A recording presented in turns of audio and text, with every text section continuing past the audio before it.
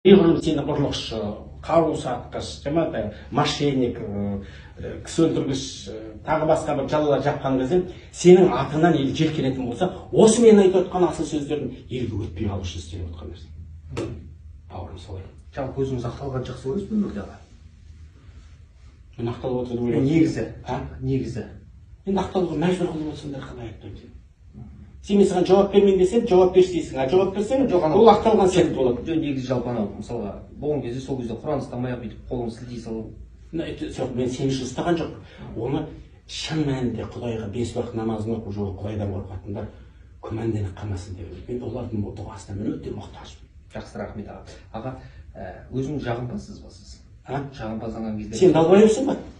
Далбайып емес. Мен де жағымпаз емес. Әлде сен далбайыпсың ба? Мен де жағымпазбын. Сіз аға, сіздің аузыңыздан осындай сөз естиген. Мен сенен естіген сөзді өзім айтып отырмын. Мысалы сен жағымпазсың екен. Бір жайды айтайын. Өйткені ана елге мысалы үшін батыл болып көрінемін деп, елдің осында бір дерзкий болып көрінемін деген жаңағыдай одағай сөздер айтқан кезде әр жағын дойым ана тобырға жағу. Осы менің ойым енді. Сіз қателесіз. Мен қазір дәл қазір қатты қателесіз. Сен қатты, мен солай ойым. Мен ойлауға мүмкіндігім бар. Жоқ, сен енді мысалы жағымпазсың деп ойлаймын. Мен жағымпаз емеспін. Мен жағымпаз болсам, сен ақталған жақсы өтесің ғой. Ақталған жақсы өтесің. Мен жағымпаздан болсам, мен сізге бағана лыпылдап шпауыңызға кіріп, болмаса жеке номеріңізді алып, сізге баяғыда негізі дегенім ғой. Сондықтан мен жоқ, жаңылудың түрлері бар. Жаңылудың түрлері бар. Мен жаңылу деген адамға жағыну бар. Көпке, тобырға жағыну бар. Мен жағымпазданатын болсам, анау кеше ғана праймеризде сайлауда отырып бір депутат болып отыратын. Ақталған жақсы көресің.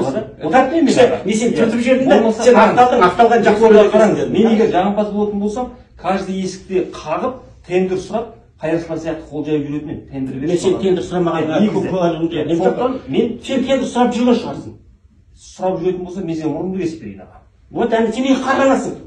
Неге мұрынды сұрап бересің? Сен маған айтасың, неге Құран ұстайсың, сен мұрынды кесесің. Неге ақталасың дейсің? Сіз мені сынамай ақ қойыңызшы деп отыр. Жоқ, сен мен қара. Енді сен слушай.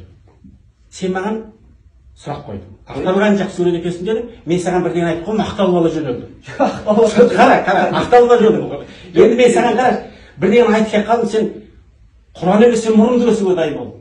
Мен сені просто бағай подобный кролик ретінде бір түртіп көріп жатырмын. Сен кім баласың ғой, әлі бар ғой, сен баласың. Рахмет ағасы. Бұл мәселеден бар ғой.